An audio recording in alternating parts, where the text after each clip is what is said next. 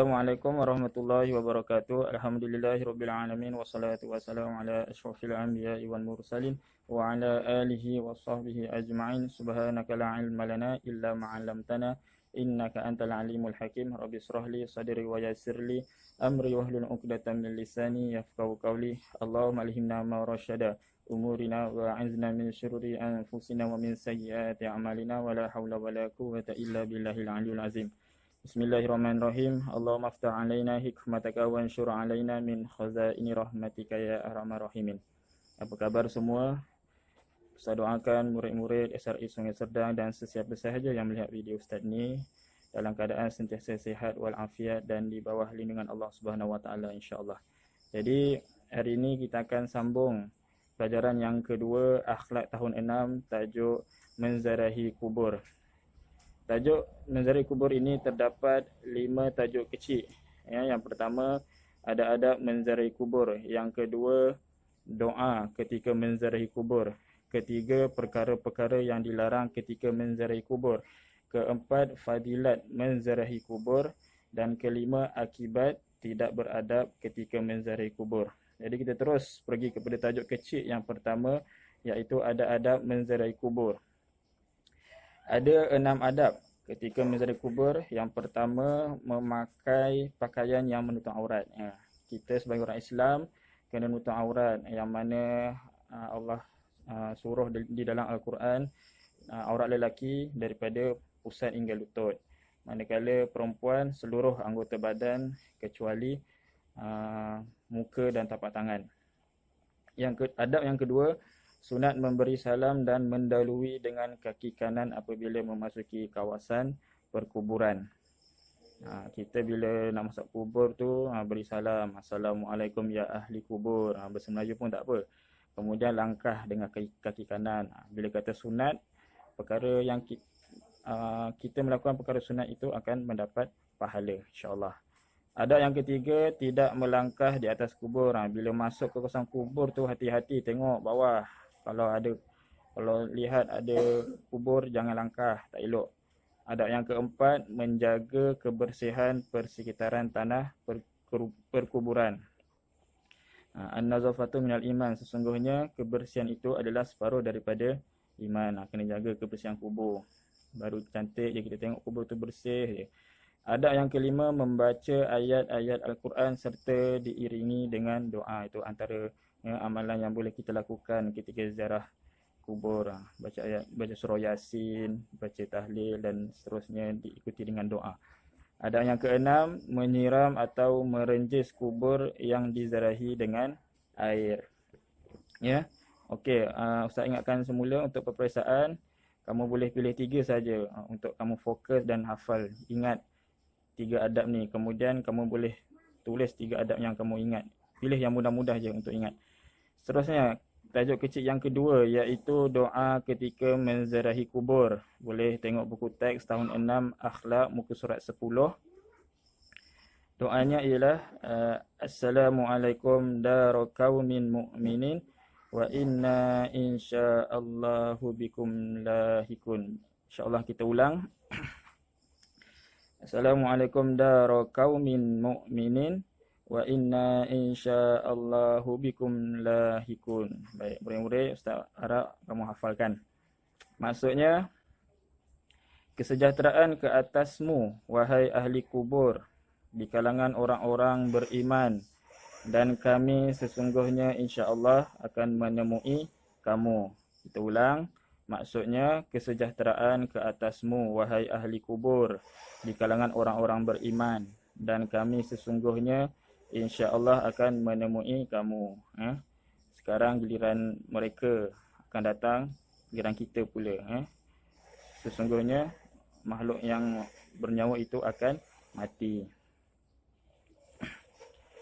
Seterusnya, muka surat 11, tajuk kecil yang ketiga, perkara-perkara yang dilarang ketika menzarahi kubur. Bila sebut perkara yang dilarang ni, tak boleh buat. Bila buat, berdosa. Dalam buku teks ada 7 perkara yang dilarang ketika menzarahi kubur. Yang pertama, mengusap atau mencium batu nisan. Tak payah cium batu nisan tu. Baik cium ibu bapa, cium tangan guru ke, dapat juga pahala. Cium batu nisan tak dapat apa-apa. Perkara yang dilarang yang kedua, berjalan mengelilingi kubur dengan memohon sesuatu hajat. Ini pun tak boleh buat.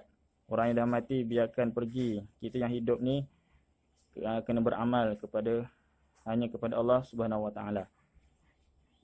Yang ketiga, berlari-lari dan bergurau senda di kawasan perkuburan. Di kubur tak payah berlari. Kalau di padang tu boleh lah. Di kubur, tempat yang mulia, kita hanya boleh melakukan perkara-perkara yang baik sahaja. Jangan berlari pula kat tanah perkuburan tu. Keempat, membalut batu nisan dengan kain. Nabi Muhammad tak buat. Jangan buat. Perkara yang dilarang kelima, meratap, memekik dan memukul-mukul diri. Khususnya kepada kaum wanita. Kalau rasa tak kuat nak pergi tanah perkuburan tu, tak payah pergi. Nak untuk mengelakkan berlaku seperti ada perkara yang kelima ni, meratap, memekik dan memukul-mukul diri. Keenam, menceritakan keburukan si mati. Tak baik. Dan yang ketujuh, merokok di kawasan perkuburan. Merokok tu tak baik dah. Merokok di tanah kawasan perkuburan pula lagi tak baik. Dua tak baik. Dua dosa yang telah kita lakukan. Seterusnya, tajuk kecil yang keempat, iaitu fadilat menziarahi kubur. Ingat lagi tak apa makna fadilat? Fadilat ni, bila kita melakukan perkara-perkara yang beradab, kita melakukan perkara-perkara yang baik, apa yang kita akan dapat, apa yang Allah beri kepada kita. Baik, di dalam buku teks tahun 6 akhlak muka surat 12 ada 6 fadilat menziarahi kubur. Yang pertama, dapat mengambil pengajaran. Yang mana satu hari nanti kita pula yang akan menghadap ilahi. Kita pula yang akan meninggal dunia. Jadi kita hidup kat dunia ni hanyalah sementara. Lakukan apa yang Allah suruh dan tinggalkan perkara yang dilarang. Fadilat menziarahi kubur yang kedua, mendorong melakukan ibadat. Bila kita pergi menziarahi kubur ni, biasanya kita akan, dalam hati ni akan ada timbul perasaan insaf. Jadi insya-Allah ada kekuatan untuk melakukan ibadat. Fadilat yang ketiga, meringankan kesedihan, kesedihan keluarga si mati. Yang keempat, bersimpati dengan keluarga. Kelima, menimbulkan rasa insaf. Seperti mana yang Ustaz cakap tadi, bila kita pergi ke tanah perkuburan ni, biasanya akan timbul dalam hati ni rasa insaf. Bila rasa insaf ni, kita akan tak nak mengulangi perkara-perkara maksiat yang telah kita lakukan. Dan perbanyakkanlah melakukan amalan-amalan yang disuruh oleh Allah Subhanahu Wa Taala. Keenam, fadilah keenam, menghilangkan sifat sombong dan takabur. Bila ada rasa sifat insaf tu, hilang insya-Allah sifat sombong dan takabur tu. Itulah fadilat apabila kita beradab ketika menziarahi kubur. Tajuk kecil yang kelima, buku teks tahun 6 akhlak muka surat 13, ada 4 akibat tidak beradab ketika menziarahi kubur. Yang pertama, tidak bermaruah. Bila kita melakukan perkara yang tidak beradab ni, hilang maruah. Kedua, dimurkai Allah Subhanahu Wa Taala. Allah marah, Allah benci, Allah tak suka bila kita melakukan perkara maksiat.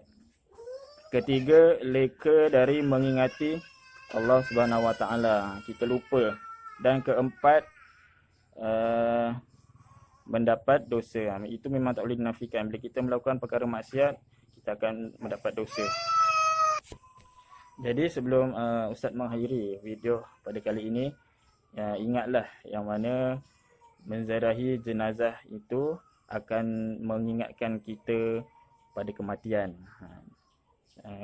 Setiap yang hidup pasti akan mati, seperti mana yang tertulis dalam Al-Quran di dalam surah Al-Baqarah, yang bermaksud setiap yang bernyawa akan mati. Kullu nafsin za'iqatul maut. Setiap yang bernyawa akan mati. Amalan lain yang boleh kita lakukan ketika menziarahi kubur, mendoakan keampunan ketika melalui kawasan perkuburan. Contohlah naik kenderaan, basikal ke motor ke kereta, bila kita melalui kawasan tanah perkuburan tu, amalan yang boleh kita lakukan, contohnya seperti sedekahkan Al-Fatihah kepada ahli-ahli kubur. Kita doakan semoga ahli kubur, arwah-arwah itu diampunkan dosanya, ditempatkan di dalam golongan orang yang beriman, ditempatkan dalam golongan yang soleh, yang baik-baik je lah kita doakan kepada orang yang telah pergi dahulu. Kerana waktu ni giliran mereka, kita ni tak tahu lagi bila akan mati. Bila-bila je Allah boleh perintahkan malaikat Israel mencabut nyawa kita. Kita ni tak jamin esok kita akan hidup lagi. Boleh jadi lepas ni kita akan meninggal dunia. Jadi lakukanlah apa yang Allah suruh dan tinggalkan perkara yang dilarang, dan boleh perbanyakkan sunnah-sunnah yang Nabi Muhammad SAW lakukan. Jadi setakat ini sahaja video kali ini. Assalamualaikum warahmatullahi wabarakatuh. Sejata bagi